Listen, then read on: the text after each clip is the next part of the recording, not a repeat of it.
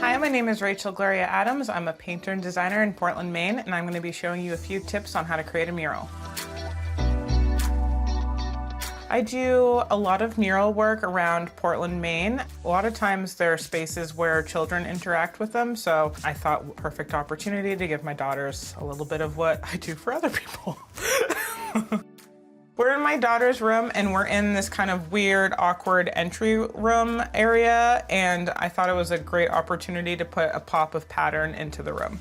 First step for planning a mural, I think you just have to imagine what kind of vibe and energy you want, really. From there, you know, it's like an accumulation of like imagery you've seen and kind of distilling it down to like, what do you want to live with? I think that you're not going to want to go too complicated, in my opinion, just because when you're living with murals, I think simple is usually my own personal aesthetic.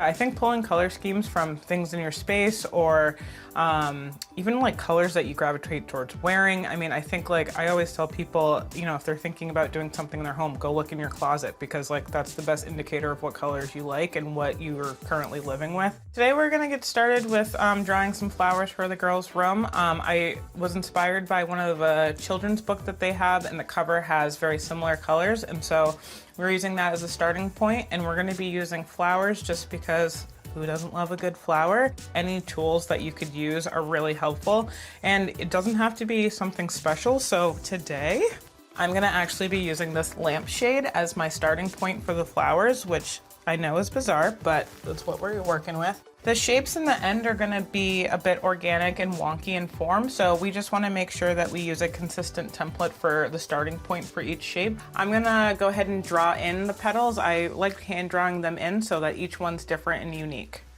I don't really like to have to think when I'm actually painting, so having everything kind of pre-planned is really a successful way to go about painting a mural. A lot of the decision making is usually happening before you even get to the wall. These flowers are good. Once we get the paint up, I'm gonna be able to tweak them a little bit more. We have a couple more flowers on the other side of the room, so I really want them to feel related to those ones. I feel like sometimes, like if you draw something one day and you go to draw it the next day, it's like, who is she? It's a different, it's a different character almost. So I just wanna make sure that there's a bit of continuity between everything that's in the room.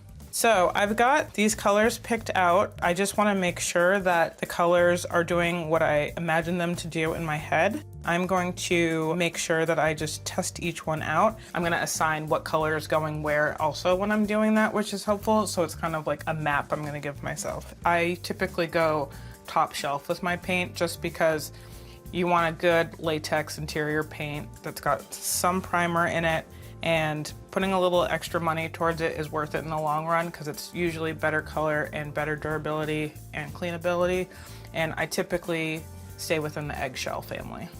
If you get to the wall and the colors aren't what you imagined them to be, you have a couple lines of defense. You could always kind of go in and mix and alter your color just on the spot, and you just want to make sure that you're mixing enough so that you have enough for the duration of your mural. You don't want to like fill in one shape and then like realize that you have a whole mural to paint and you only have a little bit. And the other solution too is just always going back to your store and just getting a new color altogether. Getting a sample is always a good call, especially because different areas of your home is going to be lit differently. So one color in one area could translate completely different in another part of the house. I couldn't tell you how hard it was just to pick a color gray for my house, and it looked different in every section of the house. So sample test as much as you can. So these paints look great. Don't anticipate any coverage issues. The final color is what the whole room is.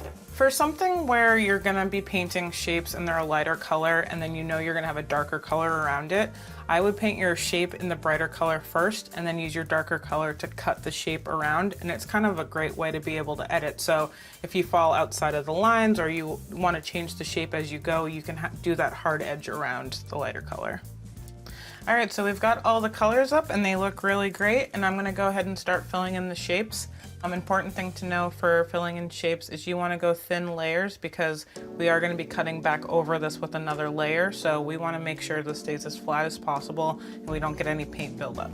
To get thin layers of paint, I like to use a good paint extender, and that helps bring the consistency of the paint to lot thinner place and it's easier for application. Honestly, if you think that you might be heavy-handed with paint anyway, I would throw a little extra in there also, and that will help ensure that you're not caking up your paint. I'm like not so concerned with hitting all the lines perfectly because I know that we're coming back to clean everything up. If you're doing something that's not just big flat color, I would recommend using a smaller brush while you gain control of the brush. Sometimes we think going bigger will help you get you there faster, and I think it takes a pretty skilled hand to be able to do detailed work with a very large brush. You want to make sure that the brush feels right for the size of shape that you're going for. To be able to cut the shapes, like when I'm doing this motion, I'm going fairly light because I kind of want to just spread out the same little pool of paint and kind of make sure that that's nice and thin. But when I'm coming over this curve right here, I'm gonna push down a little bit harder to give us that hard edge and then kind of spin it around and then pull that paint back down. So we're always kind of pulling the paint evenly across the surface and making sure that it's nice and flat. If it looks a little bit wispy on the edges or anything, like don't worry about that because your dark color is gonna come and clean that right up for you.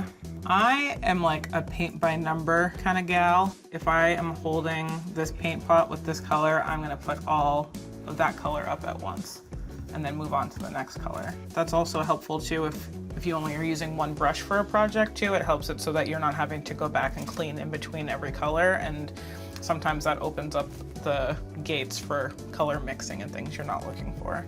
Even though that's pretty like blobby over here, I'm not worried about it because I've got my line still showing and I'm gonna be able to cut back in. We're gonna have to second hit this anyway too, just to make sure that we get those pencil marks covered, so. All right, so we're gonna keep filling in the rest of these flowers, then it'll be time to cut in with the blue. All right, so we've got all of the flowers filled in. They've got about 2 coats of paint on them. I've got the blue cut around most of the shapes here, and I'm gonna show you guys how I'm gonna cut over this flower shape. When I say cut, I'm gonna make a hard edge with the new color. So if your brush kind of went off the rails a little bit or anything, it's kind of like a way of cleaning up and editing. I kind of like need to warm my hand up a little bit, so I usually start kind of on the outside and then I kind of build up to come back around, and I go kind of slowly. I can see there my brush got a little bit dry, so I'm just gonna start over and I'm going to cut around the curve. When you're cutting, that's kind of a time where you can build up a little bit more paint just because you don't want to have to try to cut the same line, so that you can kind of have more, but then you want to fan this paint back out so it's not all thick there. So the background has 2 coats on it, and basically I'm just going so that the color looks even, there's no blemishes, and so I kind of am taking mental note of where I need to maybe circle back and things like that. You don't have to worry about trying to get it all in one line. Sometimes it's easier to kind of do it in segments. All right, so from here, I'm just gonna kind of go around and like find little small things just to touch up, but we're pretty much done here. Last bits of paint are drying and we have got ourselves a nice little mural. The girls are ready to start enjoying the room, really. With doing murals too, it doesn't have to end with just the mural, so it's a great opportunity to incorporate maybe some additional framed pieces or maybe a little shelf. So it's just like a nice motif to go through to bring a little bit of color where there wasn't color before. Thank you guys for coming to paint along with me today. If you like this video, give it a thumbs up and follow Handmade for more tips from professionals like me.